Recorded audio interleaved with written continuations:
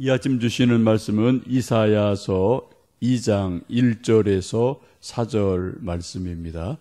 구약성경 969면 이사야 2장 1절에서 4절 말씀 합독하시겠습니다. 아모스의 아들 이사야가 받은 바 유다와 예루살렘에 관한 말씀이라. 말일에 여호와의 전의 산에 모든 산 꼭대기에 굳게 설 것이요 모든 작은 산 위에 뛰어나리니 만방이 그리로 모여들 것이라. 많은 백성이 가며 이르기를 오라 우리가 여호와의 산에 오르며 야곱의 하나님의 전에 이르자. 그가 그의 길을 우리에게 가르치실 것이라. 우리가 그 길로 행하리라 하리니 이는 율법이 시온에서부터 나올 것이요 여호와의 말씀이 예루살렘에서부터 나올 것임이니라. 그가 열방 사이에 판단하시며 많은 백성을 판결하시리니 우리가 그들의 칼을 쳐서 보습을 만들고 그들의 창을 쳐서 낫을 만들 것이며 이 나라와 저 나라가 다시는 칼을 들고 서로 치지 아니하며 다시는 전쟁을 연습하지 아니하리라. 아멘. 이사야서 1장에서는 타락한 유대 민족을 책망하시는 그런 준엄한 꾸짖음 또 탄식이 1장이 시작이 됩니다.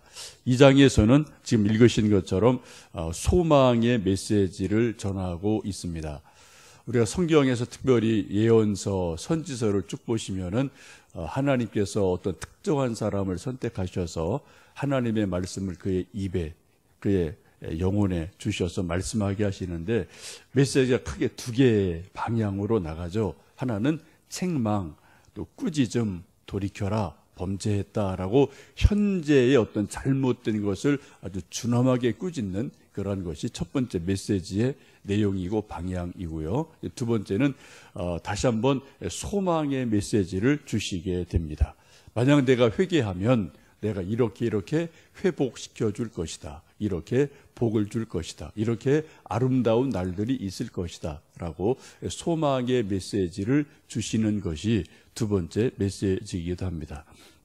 오늘 이사야서 말씀을 쭉 보시면 1장에서는 책망과 심판의 말씀을 선언하시고 2장에서는 지금 보신 것처럼 소망의 메시지를 전하고 있습니다. 서론 본론이 좀 앞부분에 벌써 다 나온 것 같은 그런 분위기를 우리가 이 말씀 속에서 보게 됩니다.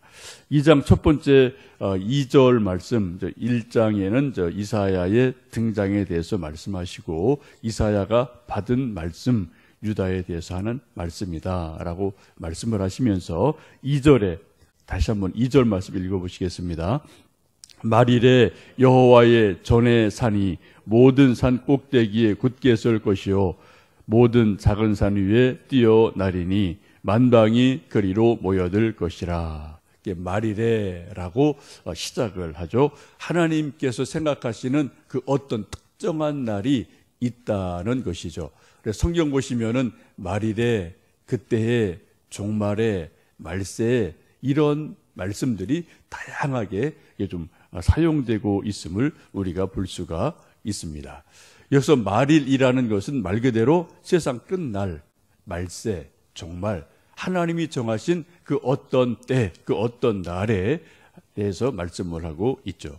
우리가 성경을 쭉 읽어보시면 이 말일이라는 것을 강조하는 것이 구약에만 있지 않고 신약에도 아주 많습니다. 아니 오히려 더 신약이 많죠. 예수님도 마태복음 24장 보시면은 종말에 말세 되어질 일에 대해서 이렇게 저렇게 다양한 말세 현상들에 대해서 여러 가지 말씀하신 게 있습니다. 어떤 자연의 여러 가지 재난, 기근, 지진, 혹은 전쟁, 난리 소문, 혹은 거짓 선지자들, 또 거짓 재림 예수라는 자들이 나타나서 여기 있다 저기 있다라고 미혹해도 결코 흔들리지 마라라는 말씀을 하고 계시죠. 디모데후서 3장을 보시면 사도 바울은 또 이렇게 말세를 설명하고 있습니다. 너는 이것을 알라. 말세 고통하는 때가 이르러 사람들이 자기를 사랑하며 돈을 사랑하며 자랑하며 교만하며 비방하며 부모를 거역하며 감사하지 아니하며 거룩하지 아니하며 무정하며 원통함을 풀지 아니하며 모함하며 절제하지 못하며 사나우며 선한 것을 좋아하지 아니하며 배신하며 조급하며 자만하며 쾌락을 사랑하기를 하나님 사랑하는 것보다 더하며 경건의 모양은 있으나 경건의 능력은 부인하니 이 같은 자들에게서 내가 돌아서라 라고 말씀을 하십니다. 이 사도 바울은 말세가 되면은 사람들의 심리 상태가 어떠냐, 사회 분위기가 어떠냐, 소위 사회 심리적인 그런 관점에서 말세가 되면 사람들이 다 이상한 사람들이 된다. 이게 정상적인 사람이 점점점 드물어진다라는 것을 분명하게 말씀을 하죠. 그래서 돈이 최고예요. 또 무정해져요. 아주 험악해지고요. 부모를 거역하기도 하고 서로 싸우길 좋아하고 원망하길 좋아하고 하는 이런 여러 가지 사람들의 이 성격, 성품이 모질어지고요. 거칠어지고요. 이렇게 좀 조급해지는 일들이 일어납니다. 왜요? 돈 때문에. 서로 쾌락 때문에. 이런 것 때문에 그런 일들이 점점점 심각하게 일어난다라고 말씀을 합니다. 어제 제가 순장 모임에서도 조금 말씀을 드렸습니다만 제가 볼 땐 제가 두어 주 시찰에 참석을 하고 또 CBMC 참석해서 몇 분 만나고 또 저희 동기들 캐나다에 있던 친구가 몇 년 만에 휴가 와서 월요일 날 또 저희 또 친구들 한 10명 만나고 이런 모임이 2주간에 또 이렇게 어떤 모임을 가질 기회가 있었어요. 그런 이런저런 저 이야기들 좀 많이 나눴는데 이제 거기서 특별히 저에게 아주 강하게 다가온 것은 우리 한국교회 영적 상태가 요즘 아주 맑은 상태는 아니다. 건강한 상태는 아니다. 특별히 이단이라는 것을 문제로 삼을 때 좀 심각하게 여기저기서 아주 혼란스러운 일들이 많이 일어나고 있음을 제가 월요일 새벽에도 조금 말씀을 드렸고 또 어제 순장은 모임에도 좀 제가 말씀을 드렸어요. 여러분 지금 이단들은 정말 막 힘을 얻어서 발호를 하고 있습니다. 정상적인 교회 앞에 가서 막 피켓 들고 주일날 데모하거든요. 이단들이요. 우리 이단 아니라고. 경찰한테 집회 신고 내고 와서 데모하면은 어떻게 할 도리가 없어요. 그 사람들 때리면은 오히려 또 이게 언론에 나오고요. 법에 걸리거든요. 이게 정말 이제 그런 일들이 뭐 여기 저기 뭐 CBS 앞에 등등 뭐 많이 있고 뭐 또 한기총이나 우리 총회에서도 뭐 이단 풀자 말자 이런 말들이 뭐 나오고 있고 하여튼 여러 가지 지금 아주 이단의 문제를 볼 때 아주 지금 우리 한국교회 영적 상태가 크게 혼란스럽고 좀 어두운 일이라고 좀 분명하게 생각이 듭니다. 말일이 되면은 이제 두 가지 현상이 예수님께서는 뭐 이런저런 말씀을 하셨고 또 디모데후서도 이런저런 말씀을 하시는데 다시 이제 또 이사야로 돌아오시면은 말일이 되면은 두 가지가 일어나죠. 하나는 말 그대로 종말이 일어납니다. 그게 말일이죠. 세상의 끝날이 되어져요. 그래서 엄청 혼란스러운 일들이죠. 영적인 혼란스러움, 거짓 선지자들의 등장, 이단의 바로 혹은 뭐 세상이 사회 심리적으로 거칠어지는 어떤 이런 일들, 자연의 재해 기근, 혹은 뭐 전쟁, 테러 소식 이런 것들이 점점 많아져요. 근데 또 하나는 하나님의 뜻이 온전히 서는 날이 말일이기도 합니다. 어느 정도 일정 기간에 혼란스러움이 일어나고 나면 하나님의 뜻이 결국은 온전하게 서는 그러한 일이 일어납니다. 그리고 오늘 말씀 보시면은 2절에 그렇게 말씀하죠. 말일에 여호와의 전의 산이 모든 산 꼭대기에 설 것이다. 여호와의 전의 산은 시온산을 말씀합니다. 하나님의 집이 서 있는 시온산, 이 산이 세상의 모든 산 위에 큰 산, 작은 산, 모든 산 위에 꼭대기에 굳게 선다라고 말씀을 합니다. 지금 세상에서는 뭐 수많은 뭐 수십 가지 종류의 뭐 종교가 있고요, 철학이 있고요, 지식이 있고요, 권력이 있고요. 다 이런 것을 하나의 크고 작은 산봉우리로 성경은 비유를 하고 있습니다. 세상에서 누가 더 크냐, 누가 더 높으냐, 이게 계속 뭐 키재기, 도토리 키재기 하는 것이 세상의 뭐 이치이죠. 그래서 종교도 누가 더 숫자가 많으냐, 불교가 많으냐, 이슬람 많냐, 뭐 기독교가 많으냐, 하여튼 계속 그것도 나름대로 알게 모르게 갈등이 있지 않습니까? 또 철학도 누구 철학이 더 세냐, 더 진짜냐, 뭐 공부도 무슨 학파가 더 세냐, 이런 것들이 뭐 다 세상에 그런 것들이 이렇게 저렇게, 그래서 어떤 더 높은 산, 뭐 작은 산, 조그만 언덕, 이런 것처럼 높고 낮음이 쫙 있단 말이죠. 근데 말세가 되면, 말일이 되면 여호와의 산이 그 모든 산들 위에 우뚝 선다. 가장 높은 꼭대기에 선다라고 오늘 성경은 말씀해요. 그게 무슨 말씀입니까? 모든 세상의 종교, 철학, 지식, 권력, 모든 것들의 정점에 정복하시는 분이 바로 하나님이시다. 하나님의 집이 최후에는 다 완전히 최후 승리자로 서게 된다라고 말씀을 합니다. 이런 일이 되어지니까 만 백성들이 그리로 올라오게 되죠. 3절 말씀 읽습니다. 많은 백성이 가며 이르기를 오라 우리가 여호와의 산에 오르며 야곱의 하나님의 전에 이르자. 그가 그의 길을 우리에게 가르치실 것이라. 우리가 그 길로 행하리라 하리니 이는 율법이 시온에서부터 나올 것이요 여호와의 말씀이 예루살렘에서부터 나올 것임이니라. 아멘.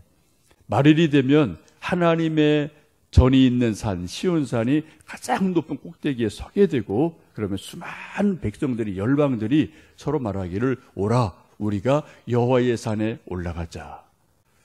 하나님의 전이 있는 그곳으로 올라가자라고 함께 사람들이 하나님의 전이 있는 그 언덕 산으로 서로 올라가자 해서 열방이 그리로 올라가게 됩니다. 왜요? 바로 거기에서 시온에서 하나님의 말씀이 나오고 율법이 나오기 때문에 하나님 말씀을 배우려면은 그 높은 하나님의 산, 그것으로 올라갈 수밖에 없는 일들이 일어나게 됩니다. 이 시온산은 뭐 우리가 아는 것처럼 하나님의 성전이 있던 곳이고요. 또 창세기로 돌아가 보시면은 야곱이 돌베개 베고 잠을 자다가 돌단을 쌓고 베델, 하나님의 집이라고 이름을 붙였던 그곳이 뭐 동일한 곳으로 보시면 되겠습니다. 어쨌든 하나님께서 구약 창세기에서 야곱에게 또 다윗과 솔로몬에게 역사하셔서 그곳 하나님의 집을 짓게 하셨고, 뭐 그것이 뭐 지금까지도 이제 성전이 좀 남아 있는 곳이기도 합니다. 이제 말세가 되면 하나님의 집이 세상의 모든 산들 위에 우뚝 서서 최후의 승리자가 되시는 것을 말씀하고요. 수많은 백성들이 우리가 여호와의 산에 올라가자, 하나님의 전에 올라가자. 왜요? 거기에서 하나님의 율법이 있기 때문에, 하나님 말씀을 들을 수 있기 때문에 그리로 올라가자라고 말씀을 합니다. 우리가 가끔 부르는 가스펠 중에도 이 2절, 3절 말씀을 가사로 한 그런 가스펠이 있죠. 여러분 뭐 부르시는 그런 일도 가끔 있으실 겁니다. 여러분, 하나님의 말씀을 들으시려면은 다른 데 가서는 하나님 말씀을 듣지를 못합니다. 서울대학교 간다고 그래서 거기서 하나님 말씀 듣는 거 아닙니다. 하버드 대학 간다고 그래서 거기서 하나님 말씀 듣는 거 아니에요. 세상의 최고의 학문은 우리가 공부하고 들을지 모르지만 하나님 말씀을 듣기 위해서는 다른 곳이 아닌 시온의 산, 하나님의 전이 있는 산, 곧 이것을 신약적으로 말씀하면 교회를 가져야 돼요. 교회에서만 우리는 하나님 말씀을 제대로 들을 수가 있습니다. 그런데 좀 안타까운 것은 아까도 제가 조금 말씀드렸지만 우리 한국교회에 이단들이 너무나 많고요. 아주 뭐 내놓고 하는 이단도 있고 교모하게 발톱 숨기고 하는 이단도 있고 너무 이단이 많아서 여러분 교회를 어딜 가시든 또 누구를 뭐 추천하실 때도 정말 잘 보고 가셔야 돼요. 이게 소위 정상적인 정통교회인지 또 이단 사입이 뭐 그런 쪽에 연결된 건 아닌지 우리가 잘 정말 보시고 가셔야지 되지 않나. 그런 아주 어려운 시대를 우리가 살고 있습니다. 많은 사람들은 뭐 일반적으로 교회 선택할 때 그렇거든요. 이름난 교회, 또 건물이 크고 뭐 최신 시설을 갖춘 교회, 또 사람 많이 모이는 교회, 뭐 이런 데가 일반적으로 뭐 교회 선택하는 중요한 뭐 기준일 수밖에 없어요. 이건 사실입니다. 뭐 나름대로 중요하니까. 근데 그것이 전부 다가 결코 아니라는 것을 우리가 지금 뭐 이단들이 막 이렇게 저렇게 바로하고 있는 시대는 우리가 좀 영적으로 분별해야 될 시대를 우리는 살고 있음을 참 안타깝게 여깁니다. 여러분, 저희 광교소망교회 나와주셔서 정말 감사드리고요. 여러분 기도해 주실 때 우리 광교소망교회가 하나님의 말씀이 말씀으로 올바르게 전달되는 교회가 되도록 끊임없이 저를 위해서, 우리 목회자들 위해서, 순장님들 위해서, 서로 위해서 기도해 주셔야 돼요. 저도 완전하지 않습니다. 물론 제가 뭐 건강한 신학, 또 건강한 말씀을 지금도 계속 알려고 몸부림을 치지만 저도 완벽하지 않아요. 여러분도 완벽하지 않습니다. 그러니까 늘 우리가 서로 위해서 하나님 말씀이 온전하게 이해되고 믿어지고 선포되는 하나님 말씀이 말씀되는 교회가 되게 해 주십시오. 여러분, 저를 위해서 기도해 주시고, 우리 교회 영적 분위기 위해서 기도해 주시고, 우리 또 순장님들 특별히 본인과 서로 위해서 함께 뜨겁게 기도해 주시면서 그런 말씀이 살아있는 교회로 우리가 좀 더 말씀 중심으로 모여야 될 줄로 믿습니다. 이런 일들이 말일에 이루어지면, 하나님의 날이 온전히 이루어지면 놀라운 일이 일어나게 됩니다. 4절의 말씀이죠. 함께 읽습니다. 그가 열방 사이에 판단하시며 많은 백성을 판결하시리니 무리가 그들의 칼을 쳐서 보습을 만들고 그들의 창을 쳐서 낫을 만들 것이며 이 나라와 저 나라가 다시는 칼을 들고 서로 치지 아니하며 다시는 전쟁을 연습하지 아니하리라. 아멘. 말일이 되고 하나님의 날이 완전히 온전히 서게 되면 열방이 전쟁이 그친다라고 말씀하세요.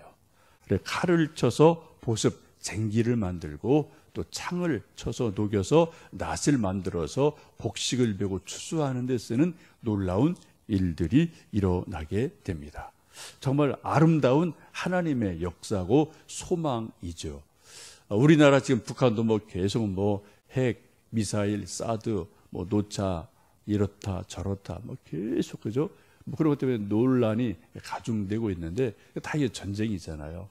옛날엔 기껏해야 칼이 기르냐 짧으냐, 창이 기르냐 짧으냐, 날카로우냐 아니냐 이 정도 가지고 이제 전쟁을 했던 시절이 옛날에 있었지요. 그러나 요즘은 칼창이 아니라 핵, 미사일, 사드, 비행기, 하여튼 등등 우리가 상상을 못하는 그런 살인 무기들이 있어서 이제 그런 것으로 서로가 치고 받는 이러한 일들이 이 세상에 있음을 우리가 너무나 많이 보고 있지 않습니까? 다시 우리나라가 정말 이러한 전쟁이 없도록 기도해야 되겠고요. 하나님의 날이 이루어져서 이 땅에 있는 탱크 혹은 총칼, 핵미사일 이런 것들이 다 녹여져서 어떻게 해요? 농기구로 쓰임을 받고 또 포크로 만들어지고 숟가락을 만들고 이런 일들이 있는 것이 바로 말일에 하나님의 날에 되어질 일이라고 성경은 말씀을 하고 있습니다. 여러분이 세상에서 전쟁이 끊어지지 않는 이유가 무엇일까요? 그 이유는 간단합니다. 왕이 많기 때문에 그래요. 여기도 왕, 저기도 왕, 이 나라, 저 나라 각자 왕이 올망졸망 크고 작고 수많은 수십, 수백의 왕들이 있으니까 다 누가 더 크냐는 싸움을 왕들은 다 하게 돼 있거든요. 본능적으로. 그러니까 더 큰 왕이 되려고 끊임없이 전쟁이 일어나게 됩니다. 근데 말일이 되면 뭡니까? 만왕의 왕이신 하나님이 등극을 하시는 거죠.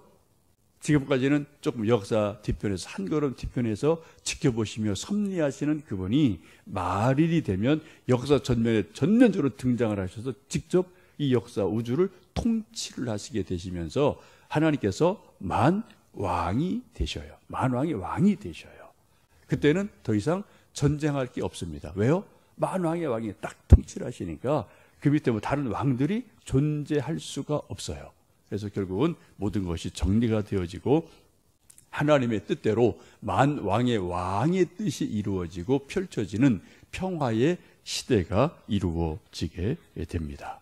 우리가 오늘 또 하루를 살아가시면서 하나님, 만왕의 왕이신 하나님, 내 마음을 다스려 주시고 우리 나라를 다스려 주시고 이 세상을 다스려 주셔서 지금 이 말씀 그대로 말일이 완전하게 이루어지지 않았지만 하나님의 통치가, 하나님의 뜻이 우리 마음에서, 교회에서, 이 세상에서 이루어지는 그런 평화의 날을 이루어 가도록 우리를 사용해 주십시오.